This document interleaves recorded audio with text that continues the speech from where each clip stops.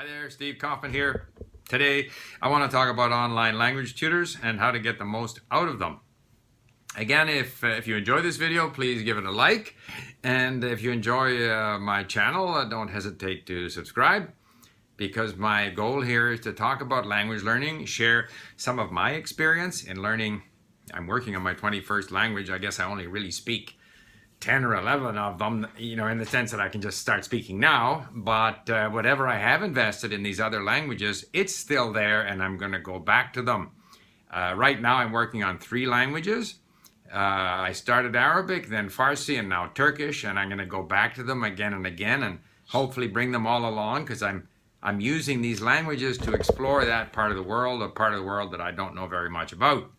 Now, this morning, I had an online session with my Turkish tutor. It's my 3rd online session in Turkish.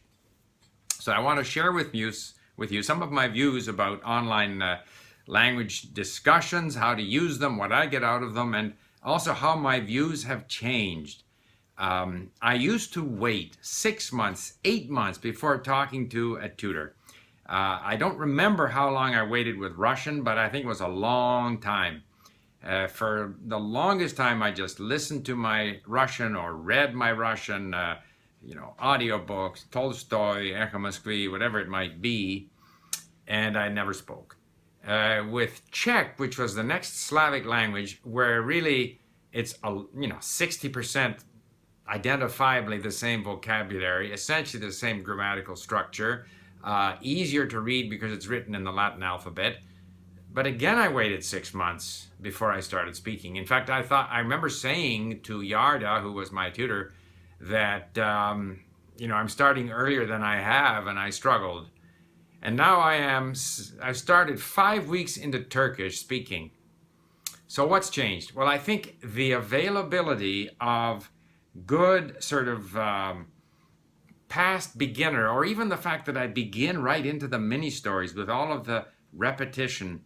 And I'm finding too that in Turkish at Link, we actually have a lot of sort of that next level kind of material, natural conversations that are transcribed. So the availability of sort of that, call it that next level of material, the fact that, Link works better than it used to, the fact that the mini stories have a lot of repetition, all of that has helped me start earlier. But I also have a better sense of what I want the tutor to do. So my interaction with the tutor is a number of things. It's first of all a record of my progress in the language. So I will have these, I should step back. Choose a good tutor. So if a tutor doesn't give me a good report from our discussion, I find another one who will.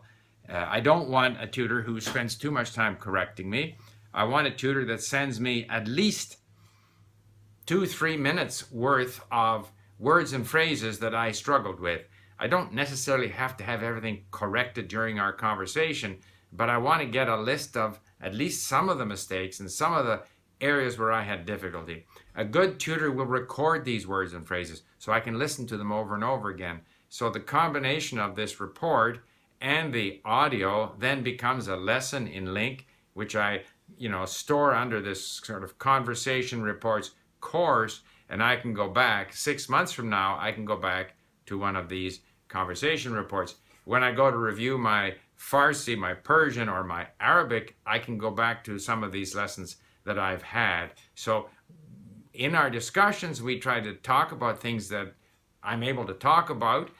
I also like it if the tutor speaks a language that we have in common, usually English, because I like to explain what I expect of the tutor, so the tutor understands what I want, that I want to have a conversation as much as possible. I don't want overcorrection, and I want as complete a list as possible of the words and phrases that I struggled with, and if possible, the audio. I will even stop the tutor. I'll suggest to the tutor, look, we can stop 10 minutes early so you can do up this report. Typically they say, no, that's not necessary. Many of the online tutors are used to this idea.